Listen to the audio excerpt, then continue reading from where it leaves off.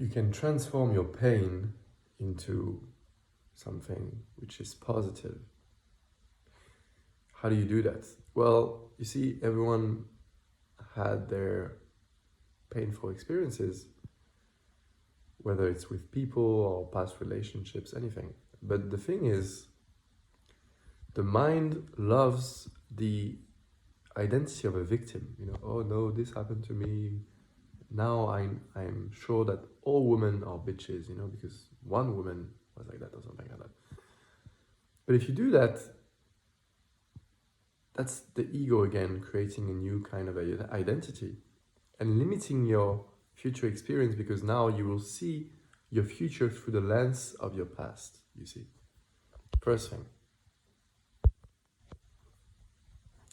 Second thing,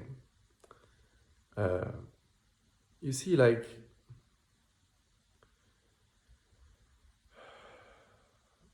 that's one thing. Now, people will say that, oh, but then you need to forget about your past experiences, someone who hurt you, or it could be at your job, with your parents, anything.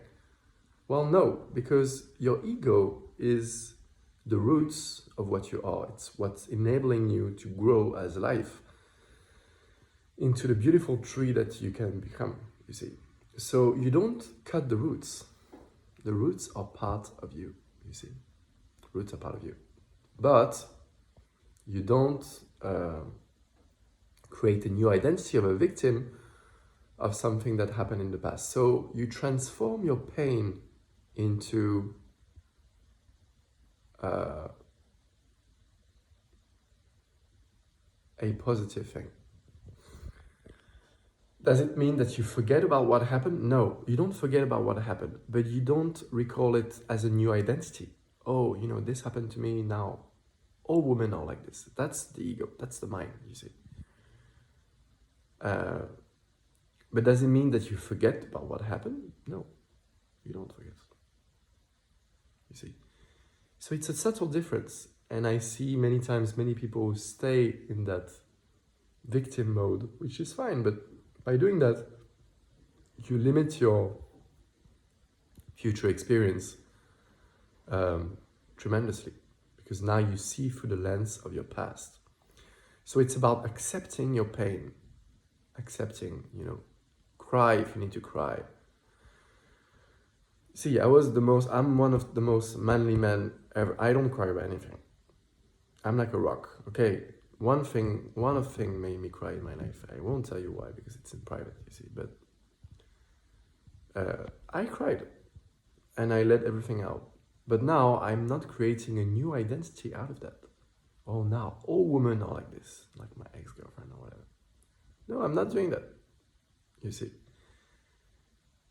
Because that would be the ego. Does it mean that I forget what happened? No, because before I used to be possessive, jealous in a relationship.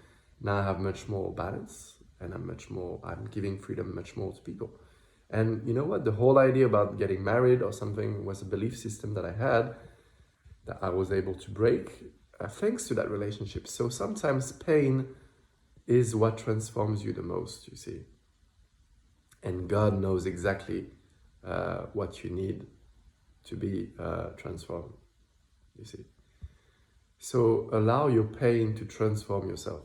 Allow your pain to transform you, see. Does it mean becoming a victim? No. You accept the pain, you move on, pain is gone. Does it mean that you forget about the experience of someone who hurt you?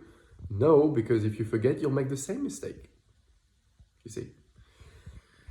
So it's a subtle difference. It's you don't create a new identity, but you can't forget. You forgive, but you don't forget. You forgive in your heart, both that person and yourself, because then you're free from it.